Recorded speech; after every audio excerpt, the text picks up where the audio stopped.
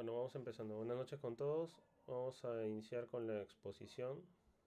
El tema que voy a presentar es taquicardia QRS estrecho, básicamente de lo que es el manejo en el cuadro agudo, ¿no? Bueno, para empezar, tenemos que clasificar a lo que son las taquicardias. En este caso vamos a hablar principalmente de las taquicardias QRS estrecho. Básicamente engloban ese tipo de taquicardias, las taquicardias de tipo supraventriculares, ¿no? Por encima de la unión del nodo aurículo-ventricular. En este caso, las taquiarritmias supraventriculares engloban, bueno, una clasificación, en este caso es una clasificación de Brugada que está incluida en las guías de la ASC del 2019, en las cuales vamos a poder evidenciar que las taquicardias, principalmente las originadas en el nodo sinusal, son las llamadas taquicardias sinusales, pueden tener distintas etiologías también. Pueden ser desencadenadas por el esfuerzo físico, pueden ser desencadenadas por un impulso sinusal inapropiado, puede ser ocasionada también por un sistema de reentrada en el nodo sinusal o pueden originarse en un foco ectópico, ¿no? Las taquiarritmias originadas en un foco ectópico pueden ubicarse a lo largo de toda la aurícula derecha, si es que en el caso sea una taquiarritmia atrial derecha o en el lado izquierdo también. Bueno, dentro de esta clasificación de las taquiarritmias atriales también vamos a tener lo que son las fibrilaciones auriculares y lo que son los flutters. Eh, a distinto nivel estamos yendo en este caso de arriba para abajo, partiendo del nodo sinusal, focos ectópicos atriales, para pasar lo que es la zona perinodal y nodal, ¿no? En lo que son las taquicardias de la unión, el tejido de conducción es próximo a lo que es el nodo auriculoventricular, también puede ser foco de una taquiarritmia atrial, ¿no? Y bueno, por último tenemos a lo que son las antes llamadas taquicardias paroxísticas supraventriculares, que engloban básicamente lo que son dependientes de un mecanismo de reentrada a nivel del nodo auriculoventricular, ¿no? A su vez, también tenemos taquicardias por reentradas por vía accesoria, que tiene dos tipos de conducción, una conducción ortodrómica y antidrómica, que justamente va a depender de este tipo, la morfología que va a presentar en el electrocardiograma ese tipo de taquicardias, ¿no? Bueno, la evaluación inicial que nosotros tenemos que tener en el paciente que refiere en este caso palpitaciones, que va a ser el eje principal de lo que es la historia clínica, eh, asociado a otro tipo de sintomatología tipo fatiga, aturdimiento, malestar en el pecho, disnea, alteración de la conciencia y en algunos casos hasta síncope, ¿no? En la evaluación inicial de este grupo de pacientes nosotros tenemos que en primera instancia hacer una buena historia clínica para investigar estos síntomas, realizar el examen físico y un electrocardiograma de 12 derivaciones, ¿no? La analítica basal siempre es importante para poder descartar causas reversibles o una causa que nos pueda dar de por sí ya un diagnóstico, ¿no? Por ejemplo, principal va a ser descartar que el paciente pueda tener algún tipo de infección que pueda condicionar una taquicardia sinusal, otro tipo de enfermedad, tal vez de tipo tiroideo, ¿no? Que pueda condicionar una taquiarritmia o que pueda servir de estímulo para que el corazón esté reaccionando en forma de latidos taquicárdicos, ¿no? Eh, el electrocardiograma nos va a dar básicamente lo que es el diagnóstico, ¿no? Sobre todo si es que encontramos una taquiarritmia documentada. Nosotros podemos tener tal vez en el pulsioxímetro unas frecuencias cardíacas por encima de 100 que definirían una taquicardia y por encima de 150 que definirían ya una taquicardia tal vez no de origen sinusal, sino tal vez de otro tipo de origen, ¿no? La ecocardiografía transtorácica también va a ser básica, sobre todo para descartar causas secundarias, en este caso de taquicardia, ¿no? O para poder descartar tal vez una dilatación auricular que pueda servir de sustrato para una fibrilación atrial o otro tipo de taquiarritmias atriales, ¿no? Eh, en un segundo momento se podría considerar pruebas de esfuerzo, holters de 24 horas, bueno, dentro de los holters hay distintos tipos, ¿no? Hay holters implantables, hay incluso aparatos electrónicos que pueden servir para poder monitorizar o grabar en el momento que el paciente está teniendo palpitaciones, para poder documentar y tener una grabación respecto a la taquicardia con motivo diagnóstico, ¿no? Con motivo diagnóstico futuro. Bueno, todo eso parte básicamente de lo que es la clínica, ¿no? La clínica y realizar el esfuerzo por documentar lo que es la taquicardia, ¿no? Que va a ser fundamental para poder establecer el diagnóstico y posterior manejo, ¿no? La guía del 2019 de manejo de taquiarritmias supraventriculares nos da un algoritmo diagnóstico que a nosotros nos podría servir en la práctica clínica, ¿no?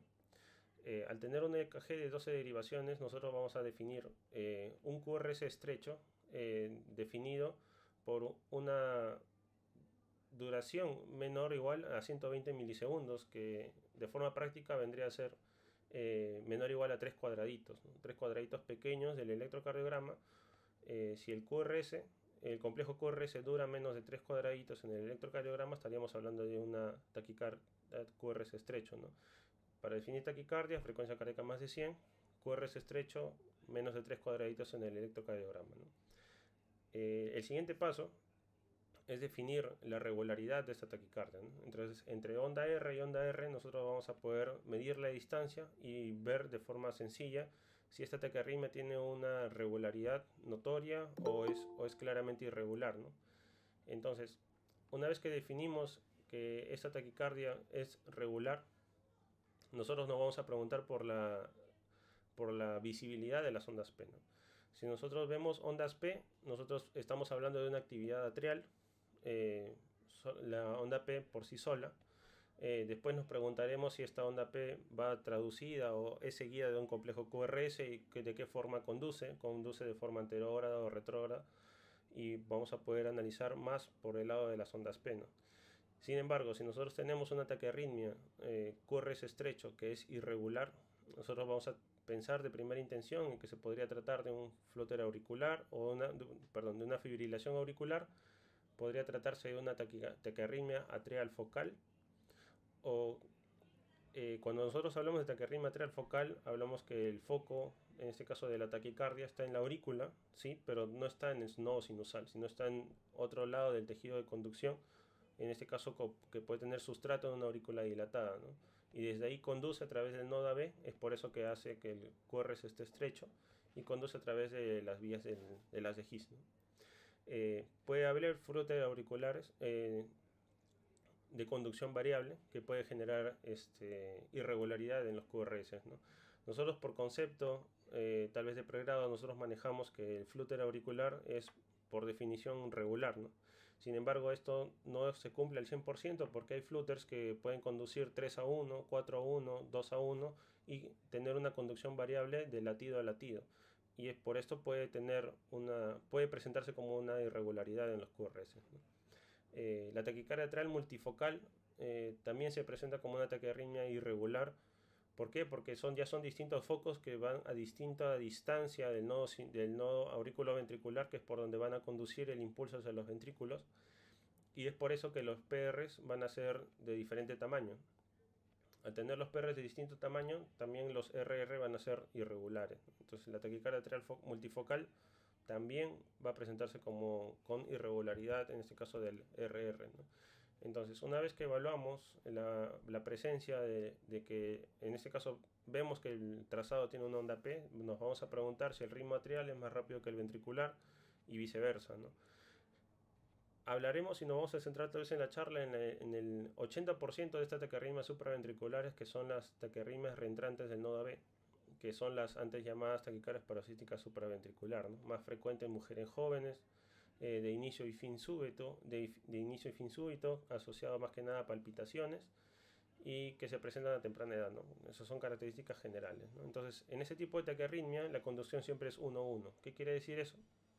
Que el ritmo atrial va de la mano con un ritmo ventricular en la misma cantidad de frecuencia. Entonces, al hacer el algoritmo diagnóstico, bueno, si detallamos uno por uno no vamos a dilatar mucho la charla, vamos a centrarnos, como les menciono, en esa taquiarritmia con mecanismo reentrante del nodo AB, donde nosotros podemos identificar y manejar básicamente lo que es en la emergencia, ¿no? Entonces, al seguir con el algoritmo, tenemos que si encontramos un ritmo atrial semejante a un ritmo ventricular, tenemos que considerar el intervalo RP para poder dar una aproximación diagnóstica. Vemos que al final del algoritmo, de acuerdo a la contabilización de los intervalos RP y PR, nos van a dar grupos diagnósticos, ¿no? No vamos a poder precisar solo por electrocardiograma de qué arritmia estamos hablando. Sin embargo, si hablamos por frecuencia, nosotros podemos definir que en este caso la taquicardia por reentrada del nodo auriculoventricular, que es la que estoy señalando acá en el primer cuadro de la izquierda, es justamente las taquiarritmias de las que estaba hablando hace un momento, ¿no? Las taquiarritmias por reentrada intranodal, ¿no? Y son las que vamos a detallar, ¿no? Entonces, cuando nosotros tenemos un electrocardiograma en taquicardia, para nosotros el primer gran reto que nosotros tenemos es poder identificar una onda P. Muchas veces no lo vamos a poder hacer. Vamos a tener que valernos de arquetipos o artilugios, trucos, etcétera, para poder demostrar que ese electro tiene un ritmo atrial, es decir, tiene una onda P, tal vez que no está manifiesta de primera intención, pero que nosotros la podemos buscar. Bueno, a ver, un segundo, esto no es, esto tampoco, me perdí.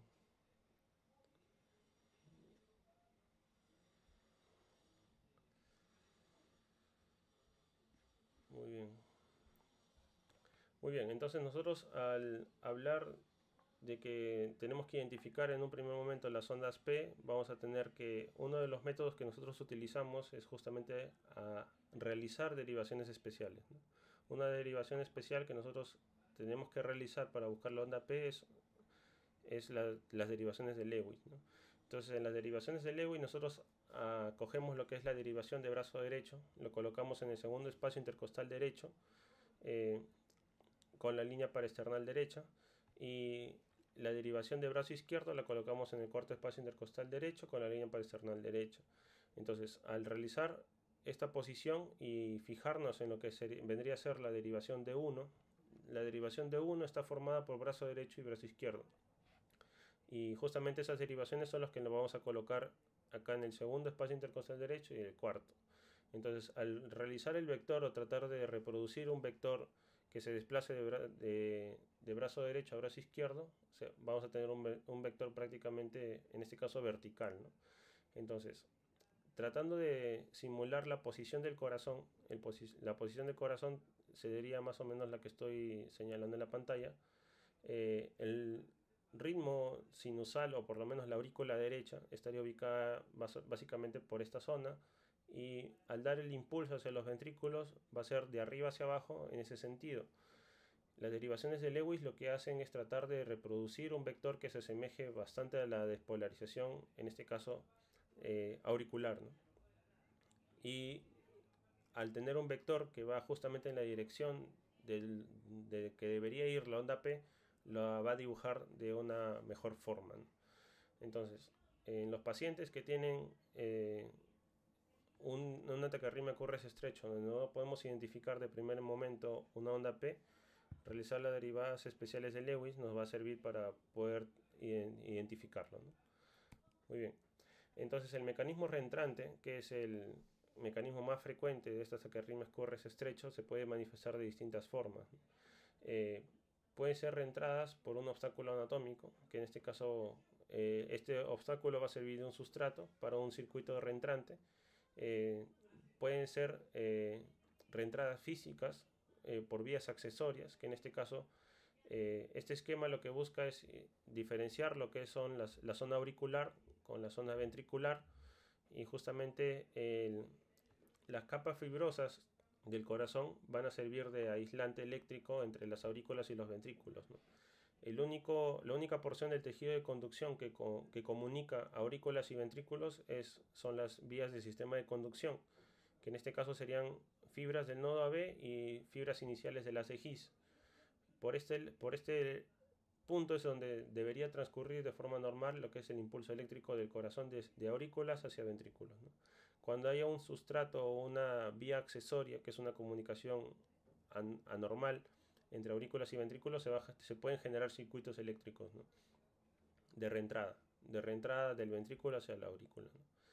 Entonces, básicamente el mecanismo reentrante se genera cuando hay obstáculo anatómico en algunos casos, cuando no hay obstáculo anatómico en otros casos, como es por ejemplo en el caso de las reentradas intranodales. Muy bien, la doble fisiología nodal nos dice que un impulso auricular es conducido hacia el ventrículo por dos vías, ¿no? Una vía rápida y una vía lenta.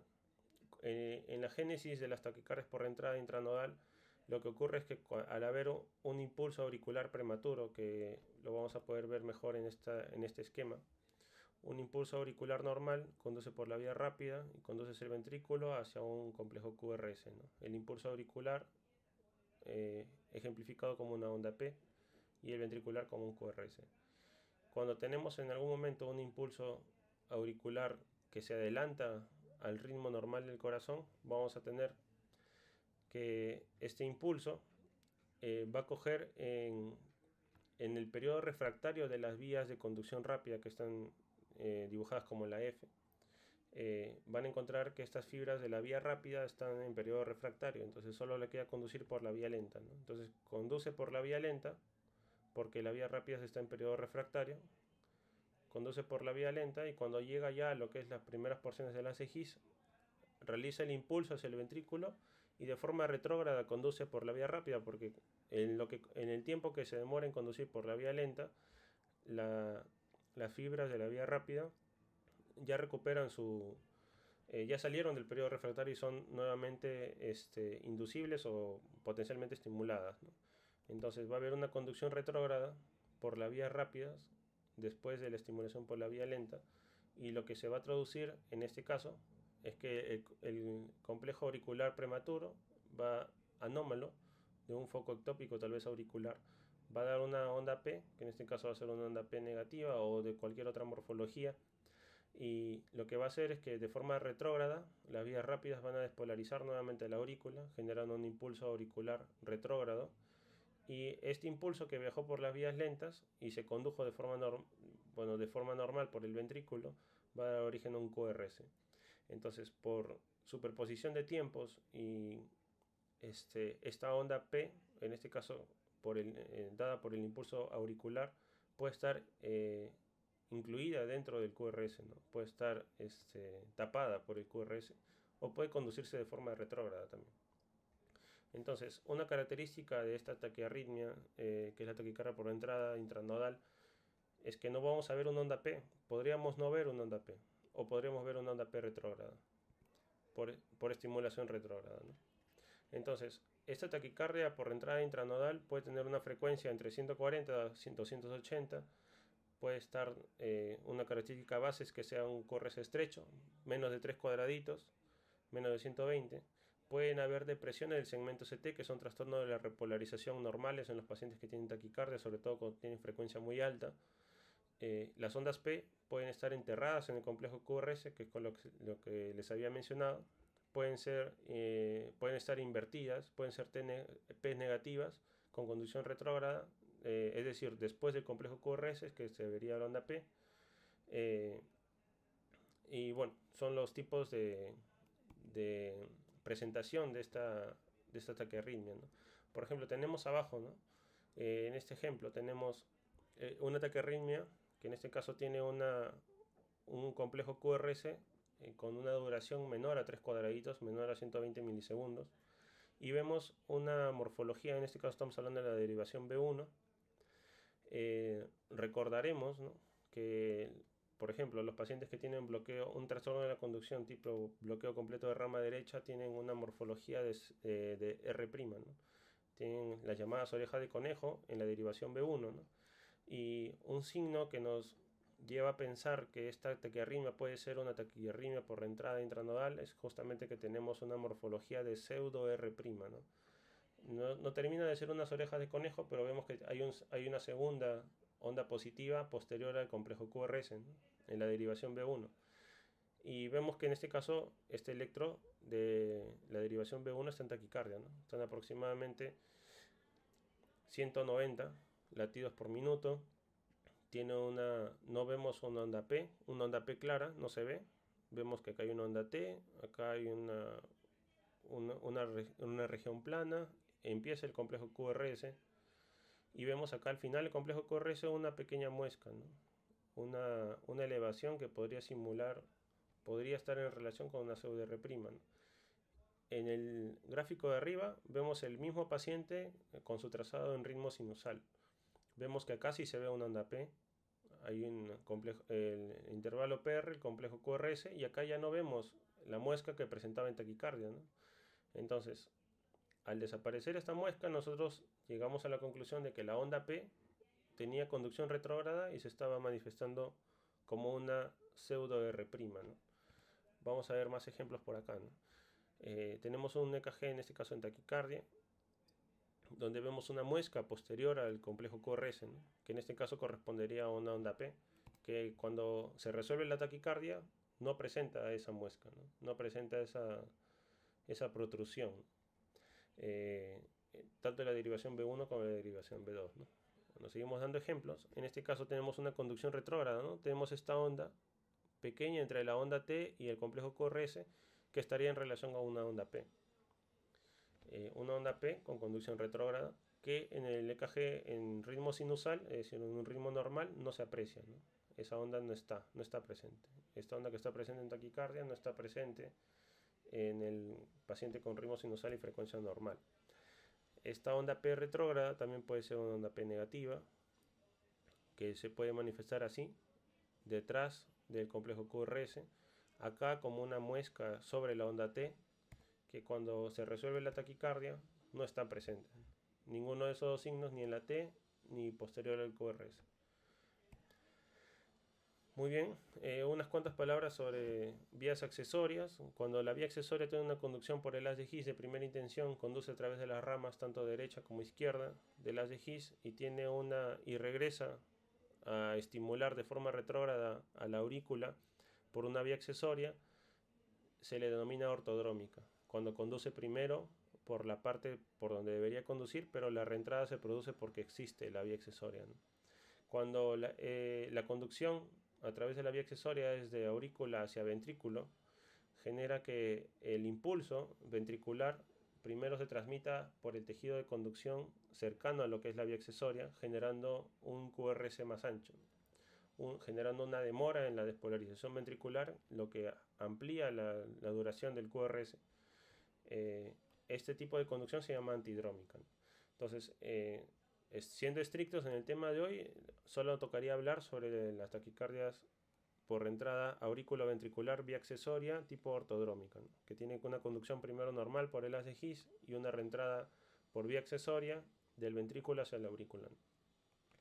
Entonces, básicamente, las características, bueno, son de una taquiarritmia, con una frecuencia generalmente entre 200 y 300, con QRS menos de 3 cuadraditos. Puede haber alternancia de amplitud de los QRS, y las ondas P pueden estar enterradas o pueden conducir de forma retrógrada, como ya lo hemos visto en los anteriores ejemplos, ¿no? En este caso, vamos a centrarnos solamente en la tira de abajo, ¿no? Donde vemos que el paciente en un ritmo sinusal tiene una preexcitación de base, ¿no? Vemos que después de la onda P hay una onda delta, bueno, en este caso se considera un PR corto, con una onda delta que se condice o se continúa con el complejo QRS seguido por una T negativa, ¿no? Y el electro en taquicardia vemos que tiene esta morfología, ¿no? No hay presencia de onda P en el lugar normal, hay un complejo QRS y hay algo que simularía onda P retrógrada, en este caso negativa, posterior al QRS, ¿no? Que puede estar metida dentro de la onda T o generando una muesca adicional en la onda T. Entonces, bueno, vamos a pasar esto porque básicamente, bueno, acá para ejemplificar, ¿no? Tenemos una taquiarritmia, QRS estrecho, que ahora, como les mencioné al inicio, ¿no? Tenemos que buscar dónde está la onda P. Entonces vemos dónde podría estar la ubicación de la onda P y vemos que acá hay una pequeña muesca posterior al QRS, está un poco separada, según el algoritmo más de 90 milisegundos de la onda R previa, podría estar en relación con una vía accesoria, ¿no? Por electrocardiograma solamente, con el análisis primario, ¿no? Bueno, para encontrar el foco de la taquicardia auricular tenemos que aplicar un algoritmo que es bastante tedioso de explicar. Vamos a pasarlo por ahora, para tener en consideración que las vías, en este caso las vías ectópicas de activación auricular, la mayor parte de ellas son dependientes de las venas, en este caso pulmonares, si es que hablamos de originadas en el lado izquierdo, y si las originadas en la aurícula derecha Básicamente lo que es la cresta terminal es el sustrato anatómico más frecuente de una taquiarritmia auricular, ¿no? Eh, las taquiarritmias auriculares, como son focos ectópicos, no tienen una morfología onda P normal, es una onda P de diferente morfología, que generalmente cuando es un foco único tienen una morfología similar entre ellas, ¿no? Bueno, acá vemos P's anormales diferentes a las P's del ritmo sinusal que generan un ritmo de taquicardia, que en este caso tiene relación con una taquicardia auricular, ¿no? Una taquicardia atrial multifocal vamos a pasarlo. Vamos a hablar unas cuantas palabras sobre el manejo. Tenemos distintas escalas de manejo o distintos pasos de manejo, en este caso de las taquiarritmias QRS estrecho.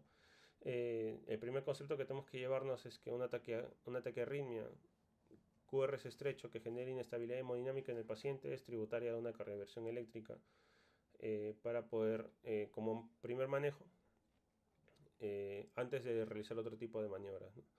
Si el paciente tiene estabilidad hemodinámica, es decir, eh, se puede, bueno, no es tributaria de cardioversión, la primera maniobra que deberíamos hacer en el manejo es maniobras vagales,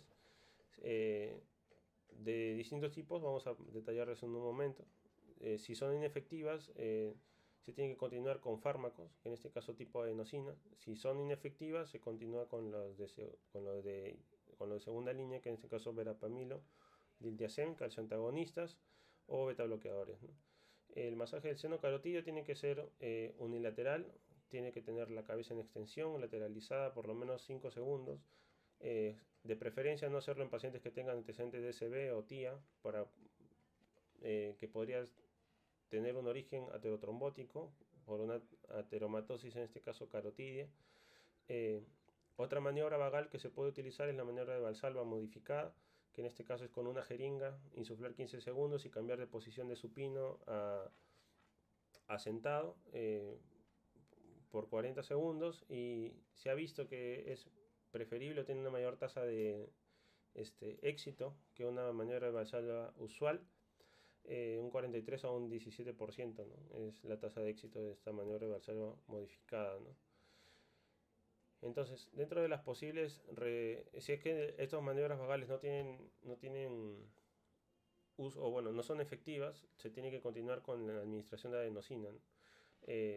Se inicia usualmente con una ampolla de 6 miligramos endovenoso, que tiene que ser una inyección rápida, con empuje, con un bolo rápido de suero fisiológico posterior a la administración de la ampolla, porque la semivía plasmática de la adenosina es muy corta, ¿no? Entre 4 a 6 segundos, ¿no? Tiene que llegar al corazón, tiene que generar una prolongación progresiva de la conducción auriculoventricular, generar una pausa, en este caso sinusal, y esperar que el paciente despierte con su ritmo, bueno, en este caso el nodo sinusal despierte dando un ritmo sinusal normal, ¿no? En este caso se interrumpe la taquicardia, ¿no?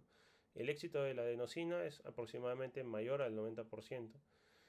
Generalmente, ya en la vida real, al aplicar las maniobras vagales en emergencia, generalmente no son efectivas, y recién con la adenosina es que el paciente resuelve la taquicardia, ¿no? Pueden presentar el paciente disnea transitoria o enrojecimiento facial, y dependiendo de la respuesta a la adenosina también podemos identificar o aproximarnos al diagnóstico de esta taquiarritmia QRS estrecho, ¿no? Solo para resaltar, ¿no? Cuando tiene un término súbito después de la administración de adenosina, probablemente esta taquiarritmia se haya debido a una taquicardia por entrada intranodal, que es la que hemos explicado ampliamente. Puede ser una vía accesoria, puede ser una reentrada sinusal, o puede ser una taquiarritmia auricular de foco único. Si a pesar de la administración de adenosina persiste en taquicardia o solamente se lentece un poco y después regresa, podemos estar hablando de un flóter auricular o una taquicardia atrial focal, o un sistema de micro reentrada, ¿no? Otros fármacos que podemos utilizar, calcioantagonistas tipo verapamilo, diltiazem, que ya tienen una tasa de interrupción de la taquicardia supraventricular más alta, ¿no? Bueno, alta, entre 64 y 98%, y lo usaremos en los casos en los que la adenosina no tenga efecto, ¿no? O no tenga el efecto esperado, ¿no? Otra cosa a tener en consideración es que el tiempo de semivida plasmática de la adenosina para inicio de efecto es muy corto, es de segundos, como les mencioné, entre 4 a 6 segundos, y el tiempo que tenemos que esperar entre la administración de un de una dosis de adenosina y otra es básicamente entre 4 a 6 minutos. Administramos una ampolla de 6, si no tenemos respuesta podemos esperar el tiempo, administrar dos ampollas, podemos administrar 12 miligramos. Si no hay respuesta podemos administrar 3 ampollas, 18 miligramos, y si no hay respuesta ya consideraremos usar calcio antagonista, ¿no? Bueno, el manejo en este caso final, después del manejo farmacológico, tenemos que considerar, sobre todo en las taquirritmias auriculares que son recurrentes o incesantes, resistentes al tratamiento, ya considerar lo que es la ablación con catéter, ¿no? Que generalmente se hace con un sistema de mapeo 3D en un laboratorio de electrofisiología, ¿no? El manejo de las taquirritmias por reentrada son similares. Cuando tienen inestabilidad hemodinámica se tiene que hacer la cardioversión eléctrica. Si no, intentar las maniobras que ya hemos mencionado, ¿no? Maniobras vagales, después fármacos, en último momento ablación con catéter si es que estas taquirritmias son sintomáticas y recurrentes, ¿no? Bueno, básicamente son los mensajes que nos da la guía, en este caso del 2019, sobre manejo de taquirritmias supraventriculares, ¿no? Bueno, sería todo. Muchas gracias.